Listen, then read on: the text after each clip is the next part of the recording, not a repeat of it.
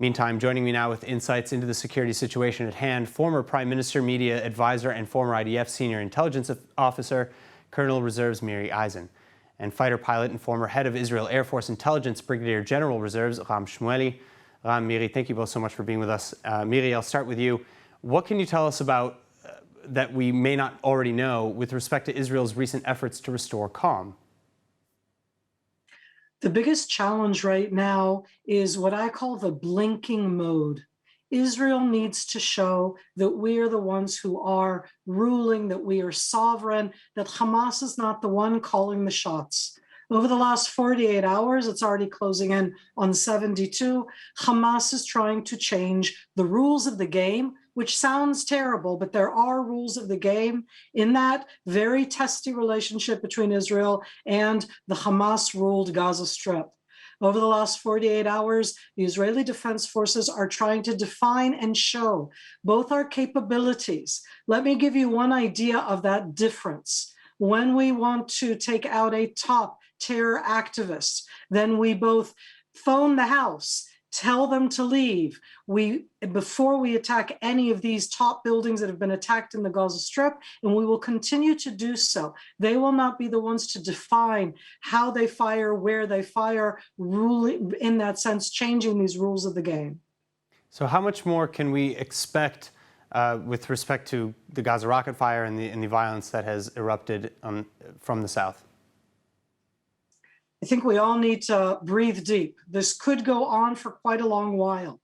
It depends on both sides. Israel will make sure that we have both the superiority over the Hamas, over these terror operatives, over their firing indiscriminately, endlessly into all of the state of Israel. You've seen the pictures from before.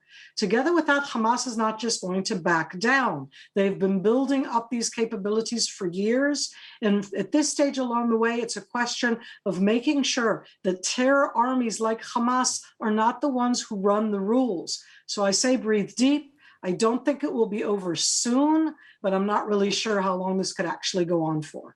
All right, Ram, I want to bring you into the conversation now. Just now I spoke with Miri about the targeted airstrikes and the degree to which, the lengths at which Israel goes to avoid casualties, unintended casualties. So when we say targeted airstrikes, how targeted are we talking about? Because we've heard, again, of unnecessary casualties from international media. Let's start with the 3.5 million Israelis that have to be in shelters, million students that don't go to school. This is unacceptable. In order to make sure that this kind of attack that came only by their initiative to attack the Israeli civilians, they don't have any military targets. They aim to kill Israel civilians. We started an aerial campaign. That this aerial campaign is unique and different from the former one.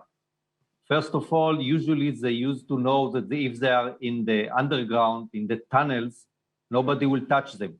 Surprise, we attack tunnels, we attack those commanders in the tunnels, and there is no safe place in Gaza. There is no safe place for your family house.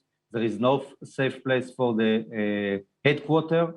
And of course, as Miri said, we, unlike the Hamas, we don't attack civilians as a target. We attack terrorists, those terrorists that decided to shoot all over the southern part of Israel, the central part of Israel, and threaten our well-being.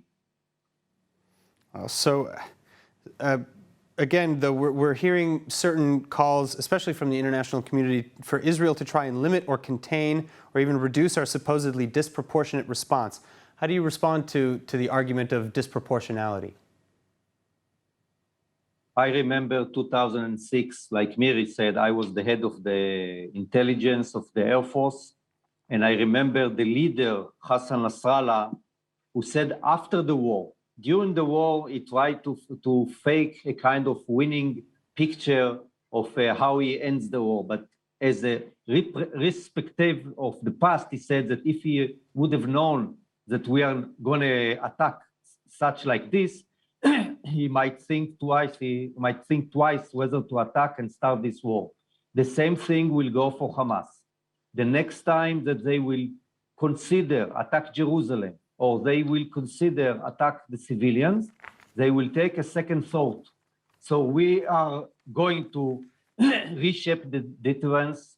We are going to reshape the rule of engagement, and we are going to protect our citizens, both from the outside threat, and I'm telling you also from the inside threat, since I'm in the New Guardian in Shomer HaChadash, I know that we have to be very straightforward about any kind of riots inside Israel. It's unacceptable, and we are not going to tolerate this kind of things